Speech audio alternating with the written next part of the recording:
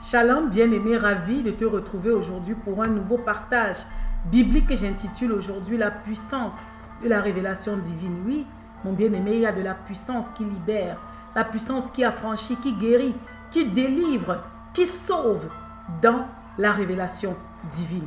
Il est primordial, voire capital de marcher dans la révélation. Voilà la raison d'ailleurs pour laquelle Dieu lui-même s'est toujours révélé aux hommes.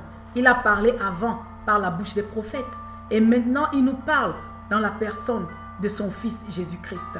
Oui, le dernier chapitre même de la Bible, Apocalypse ou Révélation, vient en fait révéler, dévoiler, ôter le voile sur ce qui est caché, amener à la lumière sur ce qui est dans les ténèbres. Oui, la révélation vient rendre public ce qui est couvert.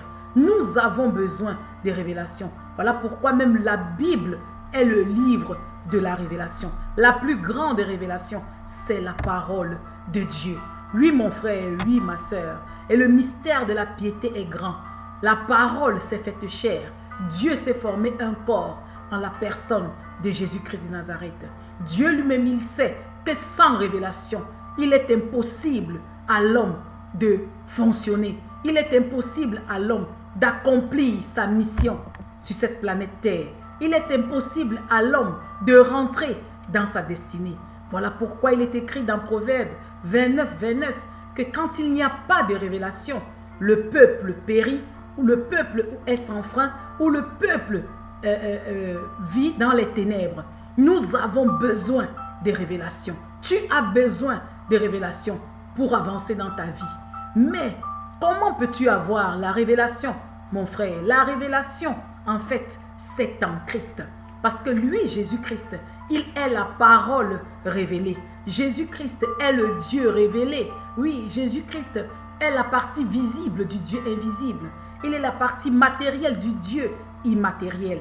Il est la partie physique du Dieu spirituel. Personne n'a jamais vu Dieu, mais Jésus-Christ nous l'a fait connaître. Voilà pourquoi déjà aujourd'hui, par ma voix, je t'invite à accepter ce grand Dieu en la personne de Jésus-Christ dans ta vie, à le recevoir comme Seigneur et Sauveur, à faire de lui ton guide, ton maître. Alors, comme moi, mon frère, ma soeur, tu deviendras enfant de Dieu.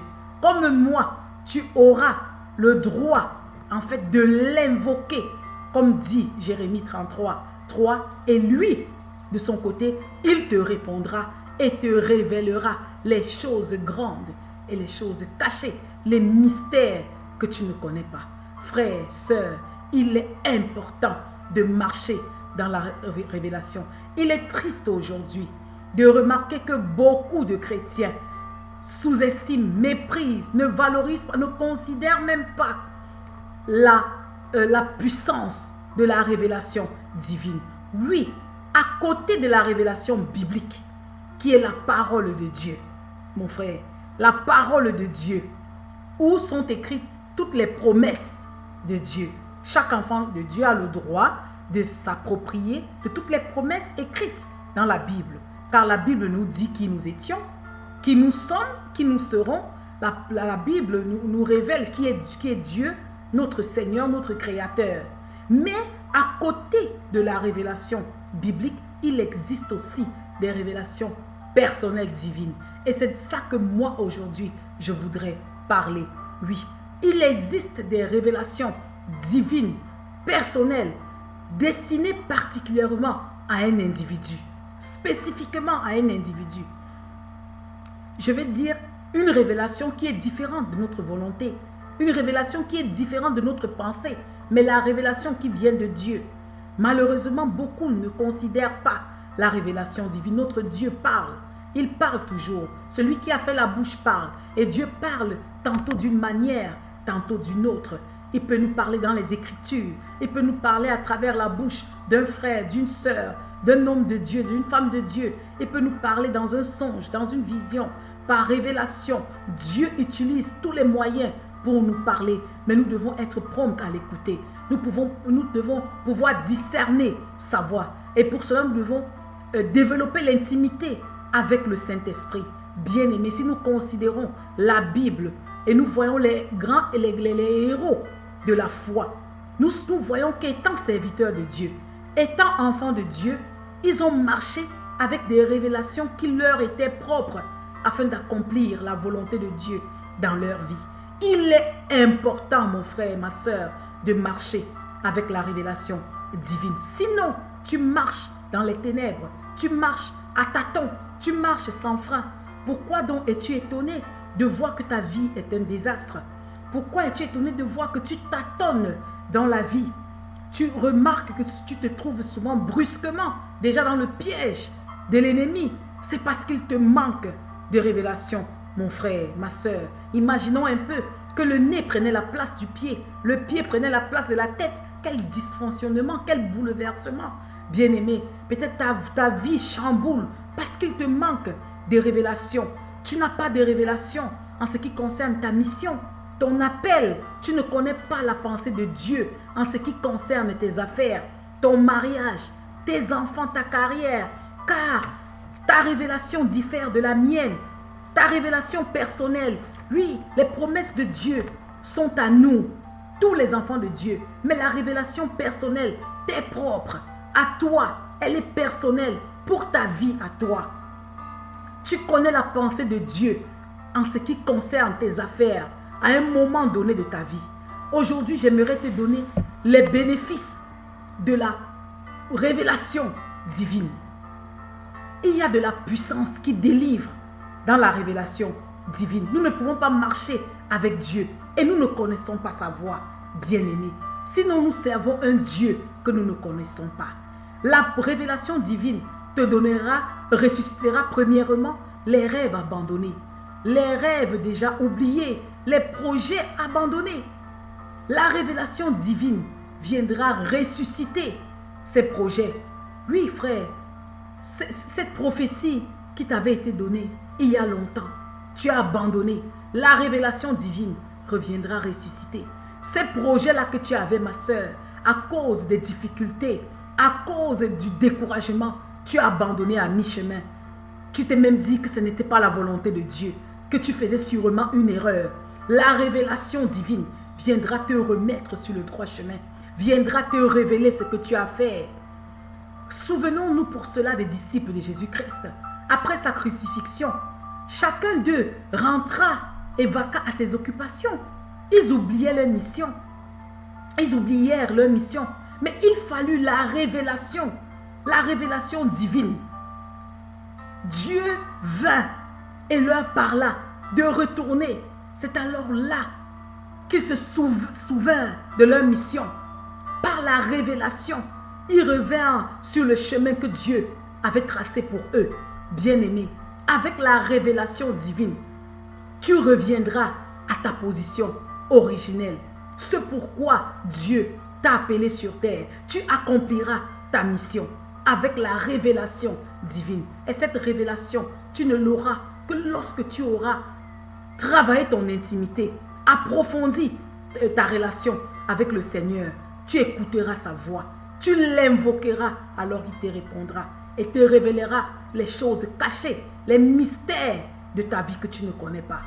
Bien-aimé, la révélation divine aussi viendra te donner le courage et la détermination afin d'accomplir ta destinée. Oui, avec la révélation divine, tu auras l'assurance, la focalisation. Oui, tu auras le courage de continuer, d'aller de l'avant. Parce qu'avec la révélation divine, tu connaîtras ta destination. Tu ne paniqueras pas. Tu ne seras pas là pour imiter. Tu ne seras pas là pour suivre la foule. Mais tu connaîtras ton chemin. Tu auras le courage. Peu importe les adversités, peu importe les combats, tu tiendras bon. Tu seras serein. Pour cela, j'aimerais ici donner l'exemple de Paul.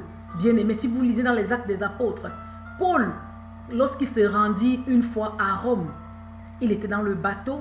Alors au milieu de la mer, une tempête survint. Et cette tempête agita le bateau, de sorte qu'il y avait la panique générale. Même les marins, les capitaines voulaient sortir du bateau pour sauver leur vie. Mais par la révélation, alléluia, la révélation divine, un ange apparut à Paul et lui dit: Paul, ne crains rien, vous arriverez tous sain et sauf. Certes, le bateau coulera, sera détruit, mais aucune âme ne tombera. Alors, pendant qu'autour de lui, il y avait la panique générale, pour lui, il était là serein, courageux, déterminé, parce qu'il avait reçu la révélation.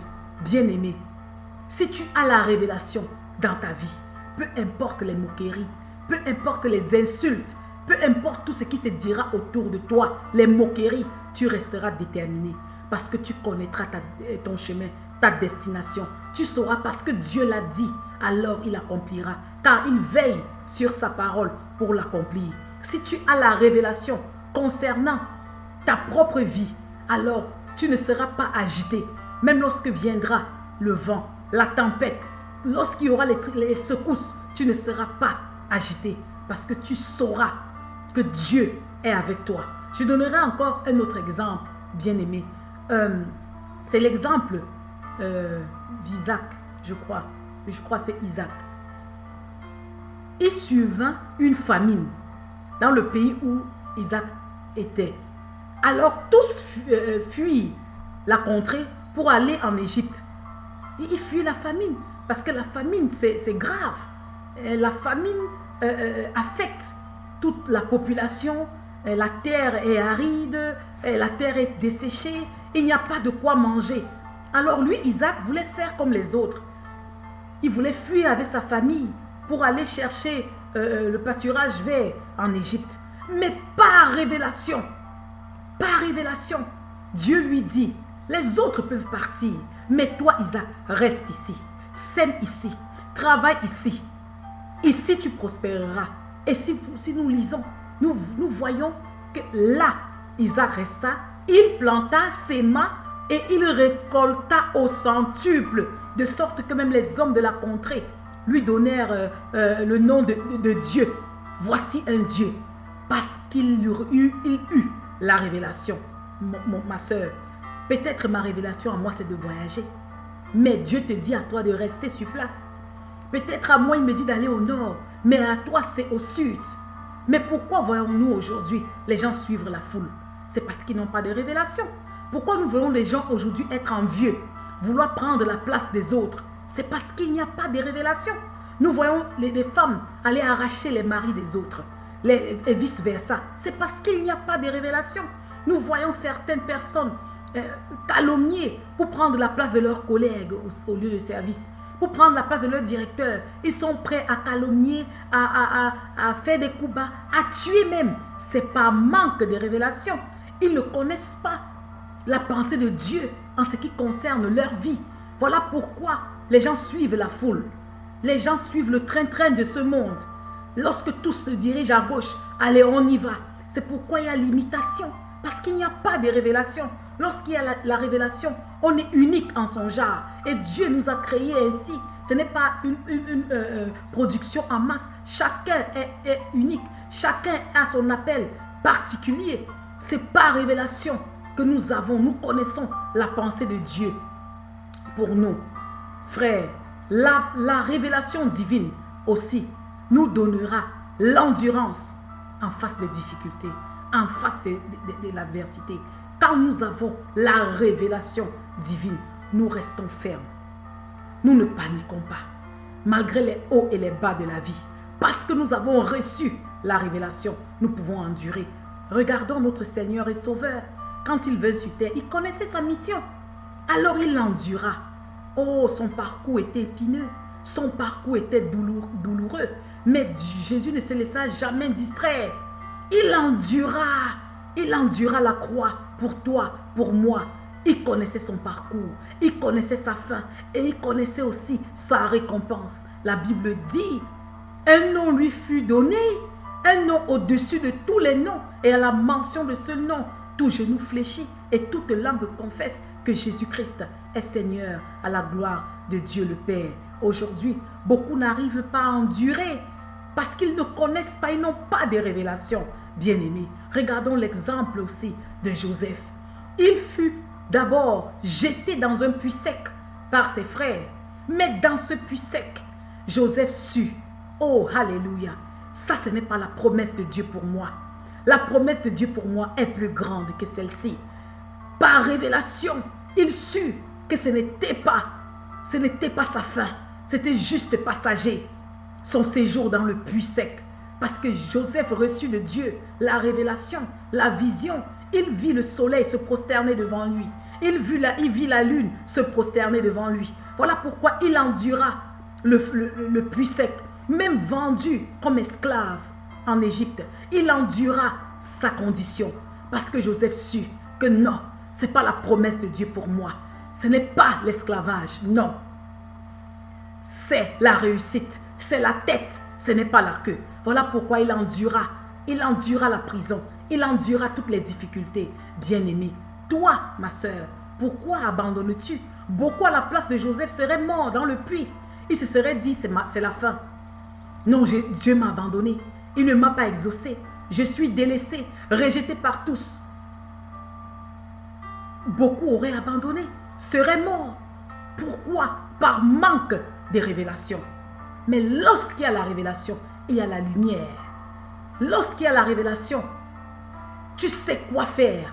Tu sais que non, ces moments d'adversité, ces moments, ces périodes de difficulté, tout cela n'est que passager, tout cela n'est que temporaire, tout cela n'est qu'éphémère. Je sais où je vais. La promesse de Dieu, l'image que Dieu m'a montrée, la vision que Dieu m'a donnée, la révélation que Dieu m'a donnée n'est pas celle-ci. Alors, tu as le courage d'affronter, de résister, d'endurer la situation.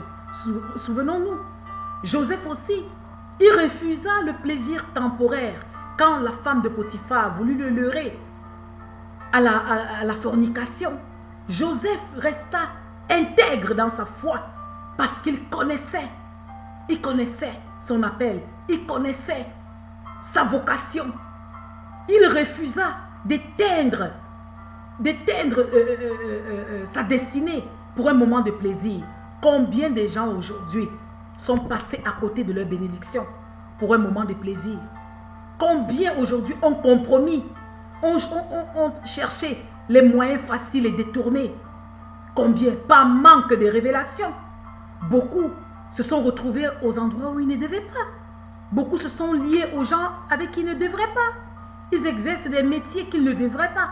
Par manque de révélation divine personnelle. Ils se placent, ils se mettent aux endroits, oui, où ils ne devraient pas. La Bible dit que l'homme avisé voit le danger de loin et se cache, tandis que l'homme simple passe et porte la peine. Combien de gens, par manque de révélation, aujourd'hui payent le prix, payent pour les autres. Combien de personnes, bien-aimées, aujourd'hui par ma voix, Dieu t'invite à développer ton intimité, à approfondir ton intimité avec lui. Enfin, je dirais que la révélation divine te rendra conscient des nouvelles voies de Dieu. La Bible nous dit si bien que les pensées de Dieu ne sont pas les nôtres. Ses voies sont au-dessus de nos voies. Mais combien de gens aujourd'hui sont détruits? Combien de gens aujourd'hui vivent dans la calamité parce qu'ils n'ont pas compris les nouvelles voies de Dieu? Bien-aimés, pour cela, je donnerai l'exemple de Pierre dans la Bible. Oui, la Bible nous fait savoir quoi? Pierre, lui aussi, c'est grâce à la révélation divine que Pierre pu changer sa manière de concevoir les choses. Parce que dans une vision, par révélation, il vit des animaux impurs qui lui étaient présentés. Et alors Dieu lui ordonna de manger ces animaux. Et Pierre, en tant que bon juif, répondit à Dieu, non, il ne m'est pas permis de manger des animaux impurs. Et à Dieu de lui répondre, comment peux-tu déclarer d'impur ce que moi j'ai sanctifié? Comment peux-tu déclarer d'impur ce que moi je déclare de pur? Alors quand Pierre se retrouva dans la maison de Corneille, qui était un païen, un homme, un gentil, Pierre vit la puissance, la manifestation du Saint-Esprit. C'est alors là qu'il comprit que Dieu ne fait exception de personne. Mais n'eût été cette révélation divine, Pierre aurait critiqué Corneille. Il aurait dit que non, ça c'est diabolique, ça ne vient sûrement pas de Dieu, parce que Corneille n'est pas juif. Mon frère, ma soeur, combien d'hommes de Dieu as-tu déjà critiqué? Combien de personnes as-tu déjà jugé, condamné? Parce que tu ne maîtrises pas la chose, parce que tu ne comprends pas la chose, alors pour toi, c'est diabolique, c'est satanique, c'est Jézabel, c'est parce que tu ne comprends pas les choses. Il te manque la révélation, mon frère, ma soeur. Combien de gens sont passés à côté de leur bénédiction? Combien de gens ont foulé aux pieds leur bénédiction? Combien de gens n'ont pas reconnu le temps de leur visitation parce qu'ils n'avaient pas de révélation? Parce que tu t'es dit non, l'homme qui viendra me demander la main doit être sur une carrosse. L'homme qui viendra me demander la main doit conduire une grosse voiture. Alors l'homme de ta vie, l'homme de ta destinée, parce qu'il vient en piéton de son état, alors tu le méprises, alors tu l'ignores. Mon frère, ma soeur, beaucoup aujourd'hui ont foulé eux-mêmes aux pieds leur propre bénédiction parce qu'ils n'ont pas compris la nouvelle manière de Dieu, les nouvelles voies de Dieu, alors que la Bible nous dit clairement que Dieu fait toujours de nouvelles choses. Pour connaître ces nouvelles choses, nous devons avoir l'intimité avec le Saint-Esprit. Lui qui nous révèle les choses, les secrets, les choses qui étaient, qui sont, les choses futures. Alors aujourd'hui, par ma voix, Dieu t'invite à le rechercher de tout ton cœur, de toute ton âme et de toute ta force. Dieu t'invite à garder la communion avec lui afin de connaître les révélations qui te concernent, qui concernent ton foyer, qui concernent ta carrière. Dis tout simplement, Seigneur, dis seulement une seule parole de toi qui va changer le cours de mon existence.